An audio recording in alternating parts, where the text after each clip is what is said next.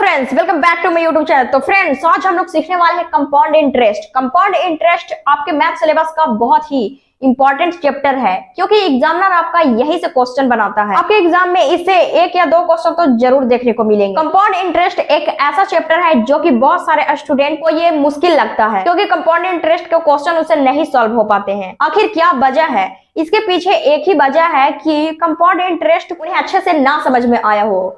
तो आज हम कंपाउंड इंटरेस्ट को एकदम जीरो लेवल से स्टार्ट करेंगे। अगर आपने कंपाउंड इंटरेस्ट को इससे पहले कभी नहीं भी पढ़ा है तो कोई दिक्कत की बात नहीं है, क्योंकि आज हम उसे एकदम बेसिक लेवल से शुरू करेंगे और इसके टॉप तक के क्वेश्चन तक जाएंगे, ताकि आपके एग्जाम में कोई भी परेशानी ना आए। तो ज्यादा बातें ना करते हुए इस वीडियो को शुरू करते हैं।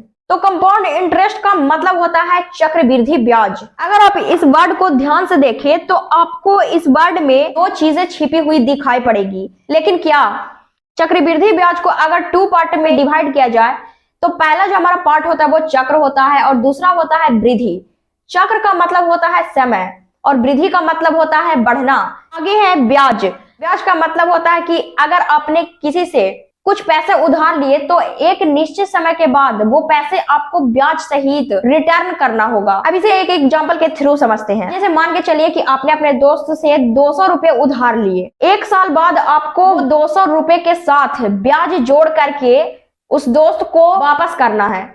मतलब कि आपने 200 रुपये में उधार लिए, उसमें मान के चलते कि 20 रुपया आपका ब्याज आ जाता है, तो 220 रुपये आप दोस्त को लौटा रहे हैं। तो आपने वो जो 20 रुपये एक्स्ट्रा दिए वो आपका ब्याज होता है। तो मतलब कि ब्याज हमारा क्या हो रहा है? समय के साथ बढ़ रहा है। इसी को कहते हैं चक्रवृद्धि ब्याज। इसे एक एग्जांपल के थ्रू समझते हैं। अगर आपने 200 रुपये किसी से उधार लिए और वो आपने 5% की वार्षिक दर पर लिया है, टाइम आपका क्या है? 1 वर्ष। तो आपका ब्याज क्या हो जाएगा? ब्याज क्या होता है हमारा? 200 गुना ये 5 हमारा गुना हो जाता है और फिर ये जो हमारा टाइम है वो ऊपर गुना हो जाता है और नीचे में हमारा 100 रहता है। अगर आपको ये नहीं समझ में आया तो हमारा फॉर्मूला तो आपको पता ही होगा, PRT/100।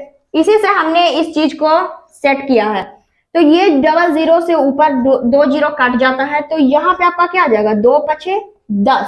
तो आपने ये जो 10 रुपए निकाले हैं वो आपका क्या है? इंटरेस्ट। लेकिन कितने वर्षों का? 1 वर्षों का। यहाँ पे टाइम आपका क्या था? 1 वर्ष का। मतलब कि आपने अपने दोस्त से 200 रुपये उधार लिए, तो वो 1 साल के बाद आप 200 के साथ ही ये 10 रुपया एक्स्ट्रा जोड़ करके ब्याज सहित उसे लौटाएंगे। तो ये आपका होता है इंटरेस्ट। लेकिन यही इंटरेस्ट आपका 2 साल के लिए हो तब क्या होगा? सेम ही चीज रहेगा। 1 साल के लिए 10 रुपया, तो 2 साल के लिए कितने रुपए?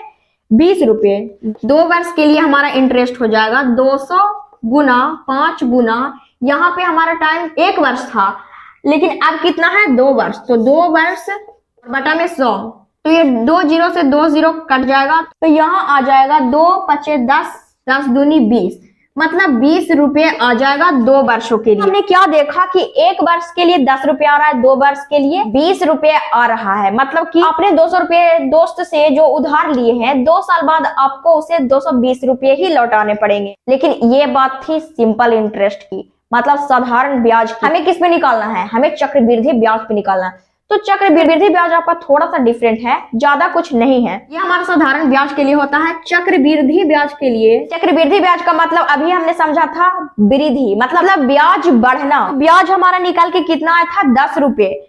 तो ये जो 200 रुपया आपका मूलधन है, इसमें आप इस 10 रुपये को जोड़ेंगे और ये आप 2 वर्षों के लिए निकाल रहे हैं। पहले वर्ष के लिए दोनों में सेम ही रहेगा। साधारण ब्याज में भी आपका 10 रुपये रहेगा और कंपाउंड इंटरेस्ट में भी आपका 10 रुपये होगा। जो भी आपका गेम चेंज होगा वो आप दूसरे वर्ष से डिफरेंट हो जाएगा, सिंपल इंटरेस्ट और कंपाउंड इंटरेस्ट।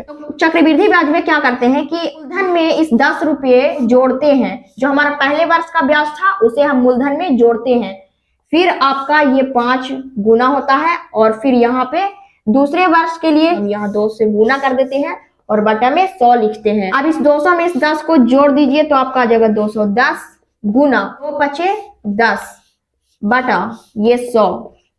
ये 1 जीरो से 1 जीरो कट जाएगा, 1 जीरो से 1 जीरो कट जाएगा, तो यहाँ पे आपका निकल गया आया 21 रुपये। मतलब आपने क्या देखा कि सिंपल इंटरेस्ट में 20 रुपया आ रहा था सेकंड वर्ष में, लेकिन कंपाउंड इंटरेस्ट में आपका 21 रुपये आ रहा है। मतलब कि आप देख रहे हैं कि चक्रवृद्धि ब्याज जैसा अपने नाम से है वैसा ही उसका काम है। ये जो आपका ब्याज है वो समय के साथ बढ़ रहा है। पहले वर्ष में तो सेम रहेगा बट दूसरे वर्ष में वो चेंज हो जाएगा। यही होता है आपका कंपाउंड इंटरेस्ट। तो आई होप कि ये बेसिक आपको समझ में आया होगा। तो इसे और अच्छे से जानने के लिए इस पर एक प्रश्न को करके देखते हैं ताकि आपके मन में कोई भी डाउट ना रह जाए। तो चलते हैं आज के पहले प्रश्न पे। यदि 12,000 रुपए की राशि 3 वर्षों के लिए 10% वार्षिक चक्रवृद्धि ब्याज दर से कर्ज दी गई हो तो समय की समाप्ति पर कुल कितने रुपए लौटाने होंगे। मतलब कि 12,000 रुपए आपको कर्ज पर दिए गए हैं और ये कर्ज आपको 3 वर्षों के लिए 10% की दर पर दी गई है। तो ये 12,000 रुपए आपको 10% की दर से दी गई है, जो कि आपको 3 साल बाद उस पैसे को रिटर्न करने हैं चक्रवृद्धि ब्याज सहित। तो ये क्वेश्चन को बनाने से पहले सबसे पहले यहाँ पे क्लियर कर दिया गया है कि मूलधन जो कि आपका प्रिंसिपल है वो है 12,000 रुपए। टाइम आपके पास दिया गया है 3 वर्ष और रेट आपका है 10%। बस आपको चक्रवृद्धि ब्याज निकाल करके आपको वो अमाउंट ज्ञात करनी है जो 3 साल बाद आप उस पैसे को लौटाने वाले हैं। ये जो अमाउंट आपको निकालना है वो चक्रवृद्धि ब्याज पर निकालना है। तो इसे सॉल्व करने के लिए हमारे पास एक ट्रिक है, उसे ट्रिक या फॉर्मूला कुछ भी कह सकते हैं। तो अमाउंट बराबर होता है P इंटू 1 प्लस R बटा 100 पावर में आ जाएगा T। ये होता है आपका फॉर्मूला। तो इसी ट्रिक की सहायता से हम इस क्वेश्चन को सॉल्व करेंगे। तो अमाउंट का मतलब तो आप समझ ही रहे होंगे। अमाउंट का मतलब होता है मिश्र धन। कंपाउंड इंटरेस्ट के साथ आपका मूलधन जुट करके जो पैसा आएगा वो होगा अमाउंट, और वही अमाउंट वापस लौटाया जाता है। P हमारा है 12,000 इंटू 1 प्लस R आपके पास है 10 बटा 100 और पावर में है टाइम आपके पास दिया गया है 3। तो अब आप इसे सॉल्व कर लीजिए। तो यहाँ पे आ जाएगा 12,000 इंटू यहाँ पे 1 0 से 1 0 कट जाएगा तो यहाँ आ जाएगा 1 प्लस 1 बटा 10 के पावर 3। तो 12,000 गुना ये सिंपल आपका भिन्न के जोड़ पर टूट जाएगा तो नीचे एलसीएम में आएगा 10, ऊपर में 10 प्लस 1 और पावर में 3। 12,000 गुना 10 और 1 होता है 11, 11 बटा 10 के पावर 3। 12,000 गुना 11 का क्यूब होता है 1,331 बटा 10 का क्यूब होता है 1,000। ये 3 0 से 3 0 कट जाएगा तो यहाँ पे बच जाएगा 12 गुना 1,331। इसे जब आपस में गुना करेंगे तो आ जाएगा 15,972 रुपए। यही है आपका आंसर। मतलब कि कितनी धनराशि कर्ज ली गई थी? 12,000 रुपए कर्ज पर लिया गया था। 3 साल बाद चक्रवृद्धि ब्याज सहित वो व्यक्ति 15,972 रुपए वापस करेगा। तो यही था आपका कंपाउंड इंटरेस्ट। होप कि आज की क्लास आप लोगों को पसंद आई होगी। कल हम कंपाउंड इंटरेस्ट वाले क्वेश्चन को करेंगे जो कि आपके एग्जाम में पूछे जाते हैं। तो ये था कंपाउंड इंटरेस्ट का इंट्रोडक्शन वीडियो। तो कल से हम लोग कंपाउंड इंटरेस्ट के एग्जाम बेस वाले क्वेश्चन को करेंगे। तो आज के लिए इतना ही रहने देते हैं। तो फ्रेंड्स मिलते हैं नेक्स्ट वीडियो में, तब तक के लिए नमस्कार, बाय बाय।